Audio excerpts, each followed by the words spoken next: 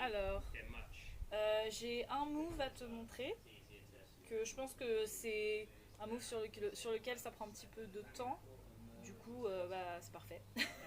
Donc je vais te montrer, c'est un smir à une main. En gros, ça ressemble à ça. Je te remonte, je monte de côté, de dos. Donc, le principe de ce mouvement, en fait, c'est que tu l'amènes d'un plan horizontal à un plan vertical, il va faire le tour et il va, voilà, et tu te retrouves en mouvement en plan vertical.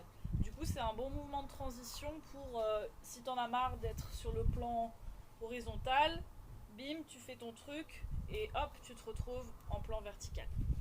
Donc, ce mouvement, on va commencer avec le hula hoop dans la main droite, avec le poignet qui fait face au sol.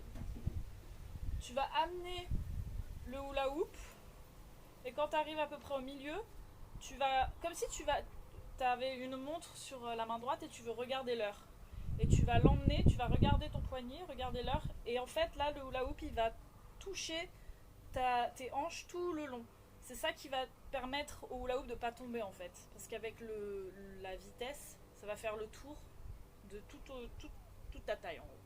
Donc tu arrives ici, tu regardes ta montre et là ici une fois que tu vas lâcher le hula hoop, une fois qu'il sera à ce niveau là. Et là en fait avec l'élan, il va venir tourner. Il faut vraiment que tu ouvres ta main comme ça, mais que tu gardes les quatre doigts ensemble. Il va venir tourner devant et ça va tourner autour de tes quatre doigts. Et là tu vas le rattraper. Donc c'est comme ça. Il faut vraiment en même temps que tu fasses un mouvement où tu lèves ton coude. Donc le mouvement est vraiment boum, boum et boum. En gros. Je te montre le plus lentement possible. 1, 2, là ça tourne autour de tes quatre doigts, tu le rattrapes et tu l'amènes devant. Donc de dos, tu l'amènes sur le côté, ça touche ta hanche gauche.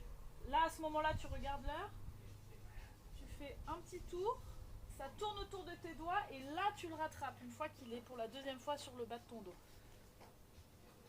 Voilà, ça prend un peu de temps. En fait, souvent, ce qui arrive, c'est que tu vas te le choper dans le coude là parce que ton coude il sera trop sorti. Regarde, je te montre.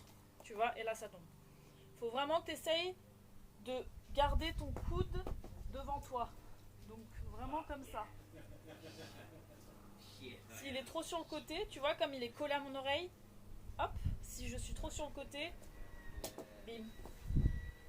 Voilà, après il y a une autre variation où tu peux faire à l'envers. Donc ça c'est, tu regardes l'heure, autrement tu peux le faire aussi vers l'arrière comme ça.